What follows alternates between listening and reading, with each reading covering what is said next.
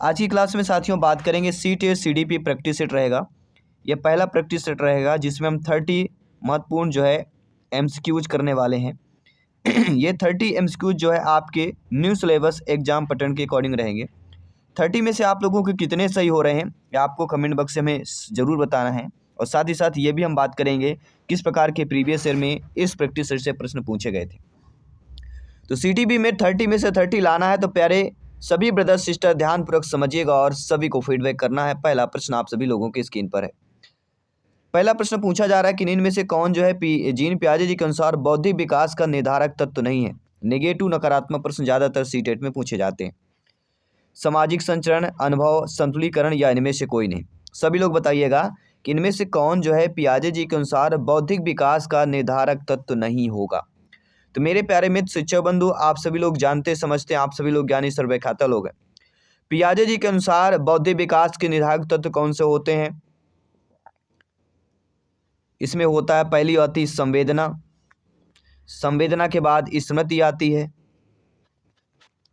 ठीक है। स्मृति के बाद होता है निर्णय, भाषा, तर्क, बुद्धि, कल्पना, ध्यान। लेकिन इसमें जो सामाजिक संचरण, इसमें सामाजिक संचरण जो होता है बौद्धिक विकास के निर्धारक तत्व नहीं माना जाता अकॉर्डिंग टू जीन पियाजे जी। बाकी अनुभव, संतुलीकरण हो गया, संवेदना, अवलोकन हो गया, निर्णय, भाषा, प्रत्यक्षीकरण, ध्यान, कल्पना, तर्क, बुद्धि, अधिगम, ये सामाजिक संचरण के बौद्धिक विकास के निर्धारक सामाजिक संचरण के अलावा सारे ये दोनों हमारे निर्धारक तत्व हो जाएंगे। इसके बाद जो सेकंड प्रश्न लेते हैं। सेकंड प्रश्न है कि ऊषा परिवेश की नई विशेषताओं को अपने चिंतन में सम्मिलित करने विद्यमान स्कीम में संशोधन कर रही है, तो वही क्या कर रही है? व्यवस्थापन, समायोजन, समावेशीकरण या पहचान। यहाँ पे देखिए ऊषा जो है परिवेश की नई विशेषताओं को अपने चिंतन में सम्मिलित कर रहे हैं। कोई भी जब नई परिवेश होता है, वो परिवेश में जाती तो कुछ विशेषताएं उसमें अपने चिंतन करके सम्मिलित करती, जोड़ देती हैं। तो जो विद्यमान स्कीम रहेगी उसमें संशोधन कर रही, मतलब जोड़ना मतलब क्या होगा, प्लस किया जा रहा है। यहाँ पे नई विशेषताओं को अपने चिंतन में सम्मिलित कर रही हैं, मतलब यहाँ पे प्लस किया जा रहा है, जोड़ा जा रहा है। जहाँ पे प्लस किया जा रहा है मतलब स्कीम में संशोधन कर रही हैं। तो जब संशोधन की बात आएगी तो समझ लीजिए कि वह कहीं ना कहीं समायोजन कर रहे हैं। वह क्या कर रही हैं? समायोजन कर रही हैं। क्योंकि पियाजे जी के अनुसार जब कोई बालक प्राप्त नई सूचनाओं को संशोधन करके पूर्व ज्ञान के स्थान पर प्रयोग करने लगता है तो वह प्रक्रिया समायोजन कहलाती है। तो समायोजन अकॉर्डिंग टू क्वेश्चन सही हो जाएगा। बढ़ते हैं साथियों अगले प्रश्न की तरफ। अगला प्रश्न लाजवाब प्रश्न है कि शिक्षा के 3 प्रमुख आधार कौन कौन से होते हैं? शिक्षक, छात्र, पाठ्यक्रम, सिद्धांत, शिक्षण उद्देश्य, शिक्षा, क्रियाविधि, शिक्षक या महत्व, शिक्षक, वस्तुनिष्ठता। आप सभी लोग ज्ञानी सर्वव्याख्याता लोग हैं, भावी अध्यापक अध्यापिका हैं। जयसवाल सर आप सभी का अभिनंदन स्वागत कर रहे हैं। सभी कमेंट कीजिएगा जिनका सपना अध्यापक अध्यापिका बनना, शिक्षक बनना, TT एग्जाम को फतेह करना। शिक्षा के 3 प्रमुख आधार। तो शिक्षा के 3 प्रमुख आधार हमारे कौन से कहलाते हैं? पहला तो होता है शिक्षक, फिर छात्र, फिर पाठ्यक्रम। शिक्षक, छात्र और पाठ्यक्रम। जॉन डीवी के यहाँ पे एक परिभाषा है जॉन डीवी की कि शिक्षा एक त्रिमुखी प्रक्रिया है जिसमें अध्यापक, छात्र के साथ साथ पाठ्यक्रम भी शामिल किया जाता है, क्योंकि पाठ्यक्रम के अभाव में जो शिक्षण कार्य होता है वह पूर्ण नहीं हो सकता है। तो शिक्षक, छात्र और पाठ्यक्रम तीनों इंपॉर्टेंट है। ये शिक्षा के 3 प्रमुख आधार हैं। आधार मतलब नींव समझ लीजिए। इसके बाद बढ़ते हैं अगले प्रश्न की तरफ कि विकास में वृद्धि से तात्पर्य क्या होता है? ज्ञान में वृद्धि, संवेग में, वजन में वृद्धि या आकार, समझ, कौशलों में वृद्धि। ये आपके सी-टेट में आया हुआ प्रश्न, ध्यान रखिएगा। कई बार पूछा गया, रिपीटेड प्रश्न है, फिर से संभावित प्रश्न हो सकता है। विकास में वृद्धि से तात्पर्य क्या होता है? तो विकास में वृद्धि का तात्पर्य होता है आकार, सोच, समझ, कौशल में वृद्धि होना। D option is the right answer हो जाएगा। किसी भी प्रश्न पर डाउट हो आप लोग बेफिक्र कमेंट कर सकते हैं, फीडबैक कर सकते हैं। अगला प्रश्न आप लोगों की स्क्रीन पर आ चुका है। इनमें से कौन सी पूर्व बाल्यावस्था की विशेषता नहीं होगी? देखिए बाल्यावस्था से प्रश्न आता है, शैशवावस्था, बाल्यावस्था, किशोरावस्था। ये 3 ऐसी अवस्थाएं जहां से 3 प्रश्न, 2 या 3 प्रश्न आपके एग्जाम में पूछा ही जाता है। तो पूर्व बाल्यावस्था, बाल्यावस्था कौन सी कहलाती है? तो बाल्यावस्था 6 से 12 होती है। 6 से 9 होता है पूर्व बाल्यावस्था, 9 से 12 होता है उत्तर बाल्यावस्था। ठीक है, सभी लोग समझ गए होंगे। लेकिन पूर्व बाल्यावस्था मतलब 6 से लेकर 9 वर्ष तक की विशेषता कौन सी नहीं होगी। इसके लिए हमें ये जानना जरूरी कि कौन कौन सी विशेषताएं होंगी। इसमें बच्चा क्या करता है? अनुकरण करने की अवस्था हो जाती है, प्रश्न करने लगता है बच्चा, खेलने की अवस्था होती है। लेकिन दल या समूह रहने की अवस्था यहाँ पे जो कह रहा है, क्योंकि दल और समूह में रहने की जो अवस्था कहलाती है पूर्व बाल्यावस्था की नहीं होती। हालांकि बाल्यावस्था है लेकिन ये पूर्व बाल्यावस्था में नहीं मानी जाती है, उत्तर बाल्यावस्था में आ जाती है। ठीक है, सभी लोग समझ गए? किसी भी प्रश्न पर डाउट हो तो आप लोग कमेंट कर सकते हैं। बढ़ते हैं अगले प्रश्न की तरफ। अगला प्रश्न कह रहा है कि अभिप्रेरणा सीखने का राजमार्ग है। यह कथन थॉमसन का है, गुड का है, स्किनर का है या बर्नार्ड का? अगर आपने पढ़ा है, कहीं भी पढ़ा हो तो जरूर कमेंट कीजिएगा, क्योंकि यहाँ पे तैयारी मतलब सिलेक्शन की बारी। सिलेक्शन लाना है तो तैयारी करना पड़ेगा, मेहनत करना पड़ेगा। माता पिता को सपने को साकार करना है तो आज सभी से मेहनत करना पड़ेगा। तो अभिप्रेरणा सीखने का राजमार्ग है, यह कथन किसका हो जाता है? यह कथन हमारे स्किनर महोदय जी का कथन हो जाता है, यानी कि थर्ड ऑप्शन जो दिया गया है वह सही हो जाएगा। गुड का क्या कथन है? कभी कभी गुड का कथन पूछा जाता है। तो अभिप्रेरणा किसी कार्य को प्रारंभ करना, जारी रखना और नियमित करने की प्रक्रिया अभिप्रेरणा कहलाती है, गुड का कथन है। थॉमसन ने कथन दिया है अभिप्रेरणा विद्यार्थी में रुचि उत्पन्न करने की कला है। बर्नार्ड का कहना है कि जिस लक्ष्य के प्रति पहले कोई आकर्षण नहीं था उस लक्ष्य के प्रति कार्य की उत्तेजना ही अभिप्रेरणा है। तो अलग अलग परिभाषाएं हैं। कार्य के प्रति उत्तेजना की अगर बात करते हैं तो बर्नार्ड करना है। रुचि उत्पन्न करने की कला की बात आती है तो आपको थॉमसन पे जाना है। किसी कार्य को प्रारंभ करना, जारी रखना, गुड पे जाना है। सीखने का राजमार्ग है, स्किनर पे जाना है। तो ये सारी चीज़ें जितना ज़्यादा अभ्यास होगा उतना ज़्यादा बेहतर होगा एग्जाम को फतेह करने के लिए, एग्जाम को क्रैक करने के लिए। अगला प्रश्न, निम्नलिखित में से किसे संज्ञान का कारक नहीं माना जाता? संज्ञान, ये शब्द सुनते ही आपके मन में उत्सुकता आई होगी। देखिए, संज्ञान के कारक क्या क्या होते हैं ये जानना बहुत जरूरी। संज्ञान में क्रोध, भूख, डर, ये सारी चीज़ें आती हैं। संज्ञान का अर्थ होता है जानना। क्रोध आएगा तो जानेंगे, भूख लगेगी तो जानेंगे, डर लगेगी तो। स्थान छोड़ने से कोई जानकारी नहीं मिलती, ये नेगेटिव हो जाएगा। तो अकॉर्डिंग क्वेश्चन क्या है कि संज्ञान का कारक नहीं माना जाएगा। तो संज्ञान का कारक स्थान छोड़ना नहीं माना जाएगा। बाकी क्रोध, भूख, डर ये संज्ञान के कारक हो जाएंगे। इसलिए अकॉर्डिंग टू क्वेश्चन हमारा स्थान छोड़ना सही हो जाएगा। बढ़ते अगले प्रश्न की तरफ कि प्रक्रिया द्वारा शिक्षक निकट रूप से जुड़े होते हैं। ऐसी कौन सी प्रक्रिया है जिसके द्वारा शिक्षक जो है निकट रूप से जुड़े हुए होते हैं? अध्ययन की प्रक्रिया, अधिगम की प्रक्रिया, मूल्यांकन की प्रक्रिया या निरीक्षण की प्रक्रिया? सभी लोग बताइए। सभी लोग जानते हैं मेरे प्यारे प्यारे साथी कि अधिगम एक ऐसी प्रक्रिया होती है जिसमें शिक्षक नज़दीकी रूप से जुड़ा होता है, क्योंकि वह जीवन पर्यंत कुछ सीखता है और सिखाता है। शिक्षक का कार्य है सीखना और सिखाना, इसलिए अधिगम की प्रक्रिया एक शिक्षक से जुड़ी रहती है। अगला प्रश्न आप लोगों के स्क्रीन पर आ चुका है। अधिगम का पठार क्या कहलाता है? अधिगम की समाप्ति, अधिगम में अवरोध वर्धन, अधिगम में दोष, अधिगम में अवरोध कहलाता है। अधिगम का पठार जो होता है अधिगम में अवरुद्ध या वर्धन का एक सूचक माना जाता है। पठार मतलब अवरुद्ध होना, ये समझ लीजिए। पठार का संबंधी अवरुद्ध और रुकावट से होता है। अगला प्रश्न देख लेते हैं। अगला प्रश्न कह रहा है कि एक उद्दीपक जो बिना किसी प्रयोगात्मक फेरबदल के अनुक्रिया उत्पन्न करता है उसे क्या कहते हैं? अनुक्रिया उद्दीपक, अनुबंधन रहित उद्दीपक, सामान्यीकृत उद्दीपक या अनुबंधित उद्दीपक बोलते हैं। एक उद्दीपक जो बिना किसी प्रयोगात्मक फेरबदल के अनुक्रिया उत्पन्न करता है उसे हम क्या कहते हैं? उसे हम क्या कहते हैं? अनुबंध रहित उद्दीपक बोलते हैं। क्यों बोलते हैं? क्योंकि एक उद्दीपक जो बिना किसी प्रयोगात्मक फेरबदल के अनुक्रिया उत्पन्न करेगा तो उसे अनुबंध रहित हम उद्दीपक बोलते हैं, क्योंकि उद्दीपक में कोई प्रयोगात्मक फेरबदल नहीं हो रहा है, जिससे प्राप्त अनुक्रिया अनुबंध रहित होगी। क्योंकि फेरबदल नहीं हो रहा तो अनुबंध रहित होगी, अगर फेरबदल होता तो अनुबंध रहित नहीं होती। ठीक है, अनानुबंधित हो जाती। अगला प्रश्न, अधिगम का अंतर्दृष्टि सिद्धांत किसके द्वारा प्रतिपादित किया गया था? Wolfgang Kohler, Jeremy Bruner, Martin Seligman या एरिक एरिक्सन? सभी बताइए। सारे प्रश्न अपने आप में अव्वल है, सिलेक्शन दिलाने वाले प्रश्न। तो अधिगम का अंतर्दृष्टि सिद्धांत किसके द्वारा प्रतिपादन किया गया था? तो सभी लोग जानते हैं, कोहलर की बात होती है। वॉल्फगैंग कोहलर ने अधिगम से संबंधित अनेक प्रयोगों के आधार पर अंतर्दृष्टि सोच का सिद्धांत, उसे अंतर्दृष्टि भी बोलते हैं और सोच का सिद्धांत भी बोलते हैं, इन्होंने प्रतिपादन किया। इन्होंने बोला कि कोई भी व्यक्ति समस्या के संपूर्ण आकार को देखता है, अर्थात वह समस्या की परिस्थिति के विभिन्न अंगों को समझता है और पूरी समस्या की संपूर्ण आकृति को देखते हुए उसके आधार पर मानसिक शक्तियों का प्रयोग करते हुए अधिगम या कोई प्रक्रिया करता है, और इसे सीखने का गेस्टाल्ट सिद्धांत भी कहा जाता है। और अंतर्दृष्टि सिद्धांत की व्याख्या कोहलर ने अपनी पुस्तक के गेस्टाल्ट मनोविज्ञान में, गेस्टाल्ट साइकोलॉजी में की है।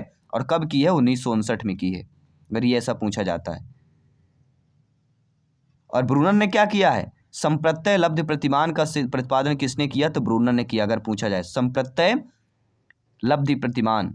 और मनोसामाजिक सिद्धांत का प्रतिपादन किसने किया है? Erik Erikson. मनोसामाजिक एरिक एरिक्सन, संप्रत्यय लब्ध प्रतिमान जेरोम ब्रूनर, और अधिगम का अंतर्दृष्टि का कोहलर। कोई भी चीज छूट के नहीं जानी चाहिए क्योंकि सिलेक्शन यहाँ पे सर्वोपरि है।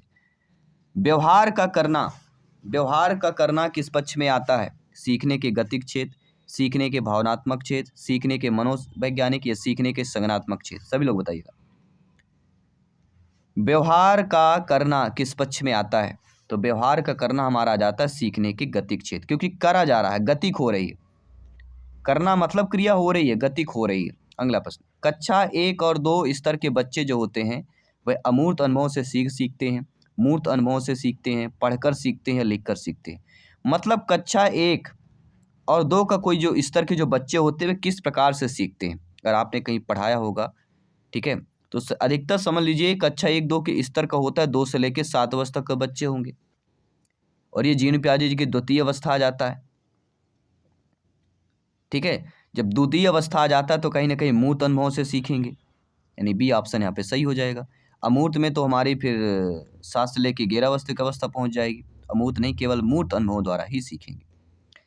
शिक्षण की योजना विधि में शिक्षक की भूमिका क्या होती है? जब कोई भी शिक्षण की योजना बनाई जाती, विधियां होती, उसमें शिक्षक की भूमिका क्या होती है?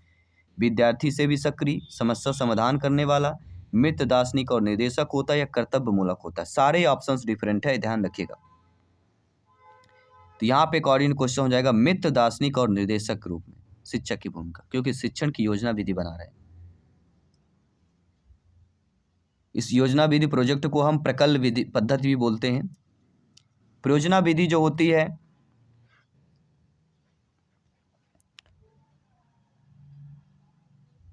और कई बार पूछा गया कि अमेरिका के प्रसिद्ध शिक्षा शास्त्री जॉन डेवी के अनुयायी किलपैट्रिक को इस विधि का प्रतिपादक माना जाता है, परियोजना विधि की। किलपैट्रिक कौन है?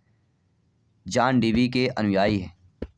और किलपैट्रिक के अनुसार बोला गया है कि परियोजना एक ऐसी प्रयोजनशील क्रिया है जो तन्मयता के साथ सामाजिक पर्यावरण में क्रियान्वित होती है। इसलिए मित्र, दार्शनिक और निर्देशक इज द राइट आंसर हो जाए। बढ़ते हैं साथियों अगले प्रश्न की तरफ चल रहे हैं कि प्राथमिक कक्षा के शिक्षक के लिए निम्नलिखित में से किसका ज्ञान होना सर्वाधिक है?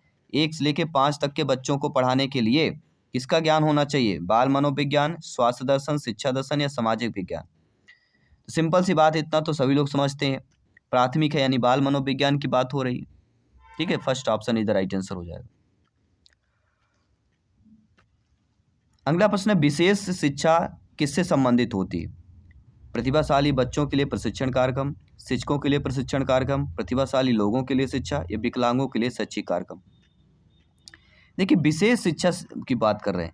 जब विशेष शिक्षा की बात की जाती है तो समझ लीजिए कहीं ना कहीं विशेष शिक्षा विशेष व्यक्तियों को लिए दी जाती है, विकलांगों के लिए जो शैक्षिक कार्यक्रम होते हैं। ये शिक्षा शारीरिक, मानसिक अक्षम या विशिष्ट गुण संपन्न बालकों के लिए अपनाई जाती है। और विशेष शिक्षा कार्यक्रम में इन विशिष्ट बालकों की आवश्यकताओं, क्षमताओं, योग्यताओं आदि का ध्यान रखा जाता है, इसलिए शिक्षा कार्यक्रम संचालन किया जाता है।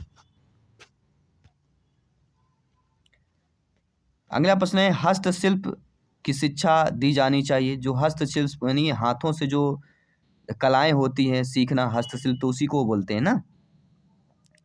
देखिए, हस्तशिल्प की शिक्षा तो सभी को दी जानी चाहिए, किंतु जो पिछड़े बालक होते हैं, पिछड़े बालकों के लिए विशेष रूप से देना चाहिए, क्योंकि पिछड़े बालक समान तौर पर सामाजिक, आर्थिक, मानसिक रूप से पिछड़े हुए होते हैं।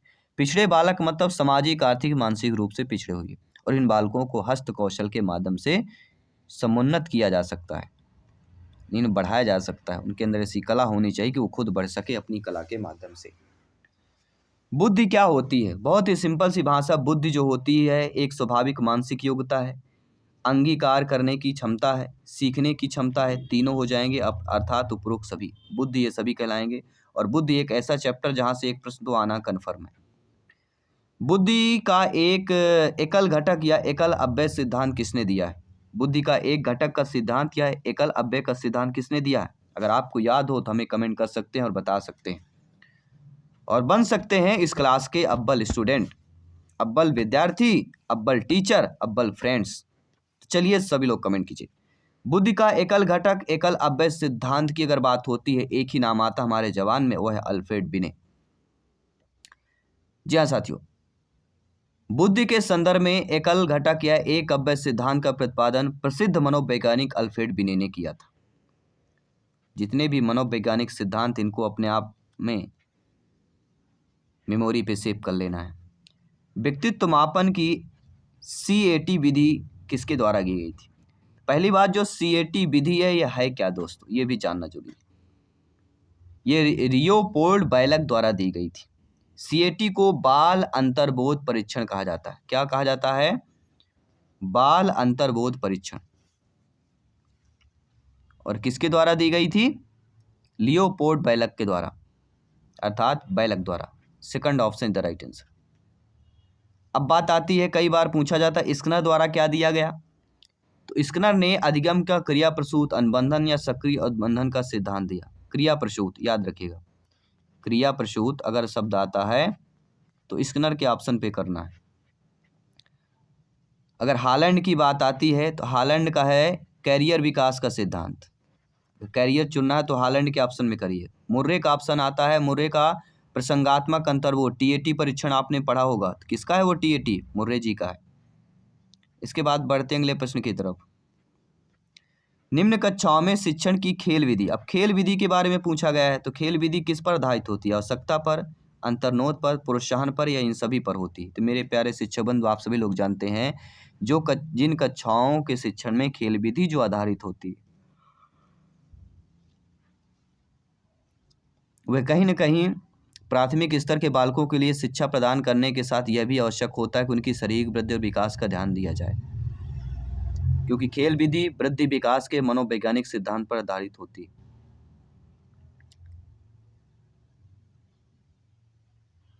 और शारीरिक वृद्धि विकास के लिए सबसे सर्वोत्तम विधि खेल विधि ही होती।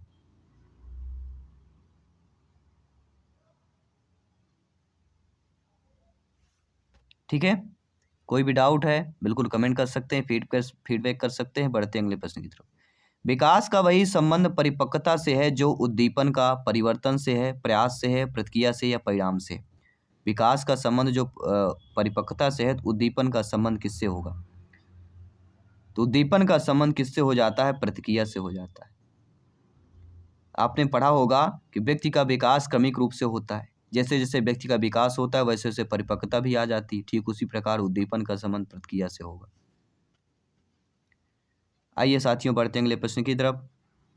अगला प्रश्न प्यारा सा प्रश्न है कि अंतर्दृष्टि अर्थात सूझ द्वारा सीखने के सिद्धांत को कोहलर ने किस पर प्रयोग किया? तो कोहलर की अगर बात आती है तो सभी लोग जानते हैं कोहलर ने वन मान शो पर किया है। ठीक है, ये कहाँ के मनोवैज्ञानिक थे? तो इनका जर्मन के मनोवैज्ञानिक थे, वोल्फगैंग कोहलर इनका पूरा नाम है। इनकी पुस्तक है mentality of Apis, mentality of Apis MOA के नाम से जानी जाती है, जो कि 1925 में प्रस्तुत किया था।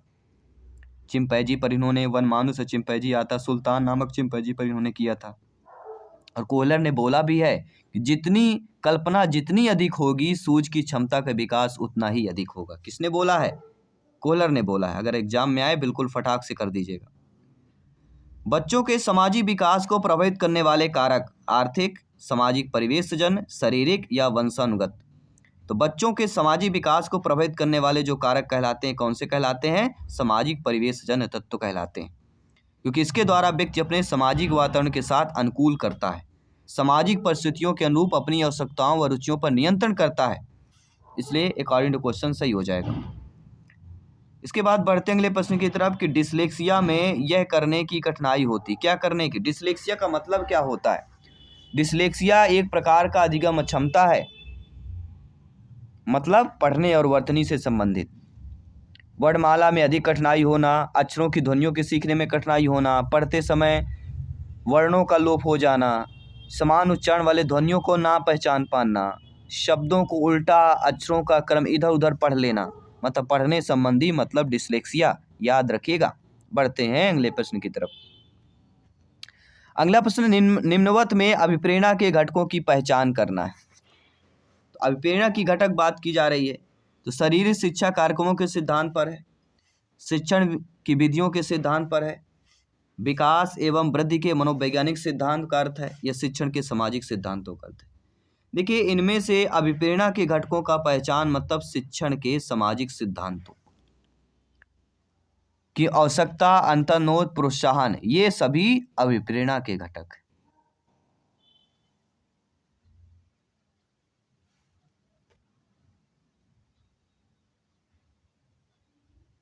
सभी लोग समझ गए। अगला प्रश्न देखिए, मानवीय मूल्यों जो प्रकृति में सार्वत्रिक हैं, किसके विकास है? मानवीय जो मूल हैं जो प्रकृति में सार्वत्रिक हैं, वो किसके विकास कहलाते हैं? एक राधा कुमुद मुखर्जी ने लिखा है कि मूल समाज द्वारा मान्यता प्राप्त इच्छाएं लक्ष्य हैं, जिनका अंतरीकरण सीखने का सामाजिकरण की प्रक्रिया के माध्यम से होता है। तो अंगीकरण इज द राइट आंसर हो जाएगा। बढ़ते हैं अगले प्रश्न की तरफ कि पूरे आवृत्ति वितरण के प्रतिनिधित्व करने वाले मान को क्या कहते हैं? पूरे आवृत्ति वितरण को जो प्रतिनिधित्व करने वाले मान होते हैं, उनको हम केंद्रवर्ती प्रमाप का मान बोलते हैं, जिसमें माध्य, माध्यिका, बहुलक ये तीनों आ जाते हैं। माध्य, माध्यिका, बहुलक, ये ध्यान रखिए। मान लीजिए ये शब्द अगर माध्य, माध्यिका, बहुलक दे दिया जाए तो आपसे बनना भी चाहिए, ये आपको ध्यान रखना अच्छे तरीके से। इसके बाद हम बढ़ते हैं अगले प्रश्न की तरफ। व्यक्ति में उन शारीरिक अवस्थाओं का गतिशील संगठन जो उसके पर्यावरण के साथ अद्वितीय सामंजस्य निर्धारित करता है कहलाता है। व्यक्तित्व, संवेदना, संयोजना या चरित्र। व्यक्ति में उन मनोशारीरिक अवस्थाओं का गतिशील संगठन जो उसके पर्यावरण के साथ अद्वितीय सामंजस्य निर्धारित करता है, क्या कहलाता है? तो वह व्यक्तित्व कहलाता है। कई बार ये पूछा जाता है, कई बार टीटी एग्जाम में पूछा भी गया है। निम्नलिखित में से कौन सा बुद्धि का सिद्धांत नहीं है? एक तत्व का सिद्धांत, द्वितत्व का सिद्धांत, प्रत्यागमन का सिद्धांत या बहुतत्व का सिद्धांत? सभी लोग बताइएगा। इनमें से कौन सा बुद्धि का सिद्धांत नहीं है? देखिए, हमने पढ़ा है और जाना है, समझा है कि बुद्धि के एक तत्व का सिद्धांत आपने पढ़ा होगा। तो बुद्धि का एक तत्व का सिद्धांत की अगर बात आती है तो किसने दिया है? तो बुद्धि के एक तत्व का सिद्धांत हमारे विनय ने दिया है। ठीक है, अब हम बात करते हैं दो तत्व के सिद्धांत की। दो तत्व के सिद्धांत की अगर बात करते हैं, दो तत्व में कौन से दिए हैं? तो टर्मन और स्टर्न की बात आ जाती है। प्रथम स्थान में कौन कौन सा आता है? एक तत्व में आपका आता है विनय, टर्मन और स्टर्न आ जाता है। दूसरे की अगर मैं बात करता हूँ, दूसरे तत्व में आप क्या जाते हैं? स्पीयरमैन। क्या जाता है? स्पीयरमैन आ जाता है। कई बार ये भी पूछा गया है। अगर प्रत्यागमन सिद्धांत की बात करता हूँ तो आनुवांशिकता से संबंधित हो जाता है। और बहुतत्व के सिद्धांत की अगर बात करता हूँ तो आप लोग बताइए। अब आपको कमेंट करके बताना है कि बहुतत्व का सिद्धांत किसने दिया, लेकिन बुद्धि का सिद्धांत प्रत्यागमन का सिद्धांत नहीं कहलाता, ये समझ लीजिए। एक तत्व, द्वितत्व, बहुतत्व, ये हमारे बुद्धि के 3 सिद्धांत है। प्रत्यागमन का सिद्धांत इनमें से नहीं कहलाता है। तो आई होप सभी लोग समझ गए। हमने ये 30 प्रश्न किया है। 30 में से आप लोगों को क्या फीडबैक रहेगा, सभी लोगों को कमेंट करके अच्छे तरीके से बताना है। किसी भी प्रश्न पर डाउट हो बेफिक्र कमेंट कीजिए। डेली हमारी क्लास होगी 7 to 7:30 PM में। ये हमारी 7 PM में आपकी डेली क्लास होने वाली CDP की। जल्द जल्द अन्य सब्जेक्ट की क्लासेज भी स्टार्ट होने वाली है। जिनका सपना है टीटी एग्जाम को फतेह करना, सभी लोग बेहतरीन तैयारी कीजिएगा और एग्जाम को क्वालिफाइड कीजिए। मिलते हैं आपकी अगली क्लास पे। सभी मित्रों को जय हिंद, वंदे मातरम, धन्यवाद सभी का।